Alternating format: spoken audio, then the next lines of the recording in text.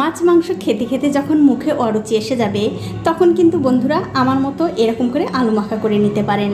আর এরকম আলু মাখা দিয়ে কিন্তু আপনারা অনায়াসে 1 প্লেট ভাত খেয়ে নিতে পারবেন। আবার আপনাদের মুখে কিন্তু রুচিও চলে আসবে। তো আলু মাখা করার জন্য দেখতে পাচ্ছেন এখানে আমি 3টে আলু ভাতের মধ্যে দিয়ে সেদ্ধ করে নিয়েছি।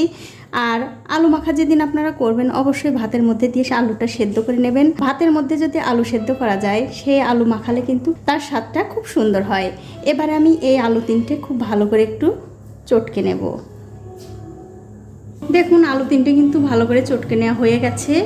এখন এর মধ্যে দিয়ে দিচ্ছি 4-5টা ভাজা শুকনো লঙ্কা, স্বাদ মতো নুন। আমি আজকে খুব ঝাল ঝাল করে এই আলুটা মাখাবো, তার জন্য লঙ্কার পরিমাণটা একটু বেশি দিলাম। আপনারা চাইলে কিন্তু কম বা বেশি করে দিতে পারেন। এবারে নুনের সঙ্গে এই লঙ্কা কটা খুব ভালো করে চটকে নিতে হবে।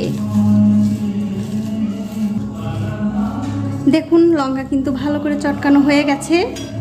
এখন এর মধ্যে দিয়ে দিচ্ছি পেঁয়াজ আর রসুন ভাজা। অবশ্যই কিন্তু এই পেঁয়াজ আর রসুন ভেজে দেওয়ার চেষ্টা করবেন, তবেই কিন্তু খেতে আরও বেশি ভালো লাগবে। এবারে সব কিছু দিয়ে খুব ভালো করে চটকে নিতে হবে। আমি কিন্তু মাঝে মধ্যেই এরকম করে আলু মাখা করে খাই, খেতে কিন্তু ভীষণ ভালো হয়। আপনারা একদিন হলেও বানিয়ে খেয়ে আমাকে কমেন্ট করে জানাতে ভুলবেন না আপনাদের কেমন লাগলো। আর কি ধরনের রেসিপি আপনারা দেখতে চান সেটা কিন্তু অবশ্যই আমাকে কমেন্ট করে জানাবেন।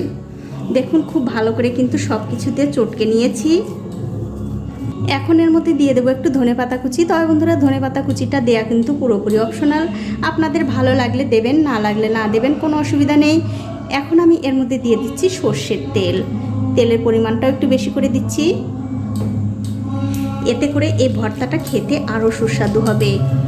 তারপর আবারও সব কিছু দিয়ে খুব ভালো করে মাখিয়ে নিতে হবে। আর এইরকম ভর্তা কিন্তু বন্ধুরা আমার বাড়ির সবাই ভীষণ পছন্দ করে, আমি মাঝে মধ্যেই বানাই। দেখুন আমার আলু ভর্তাটা কিন্তু হয়ে গেছে। এইভাবে আলু ভর্তা করে আপনারা গরম গরম ভাতের সঙ্গে খেয়ে আমাকে বলবেন আপনাদের কেমন লাগলো। তাহলে বন্ধুরা আজ এই পর্যন্তই, দেখা হবে অন্য কোনো নতুন ভিডিও নিয়ে।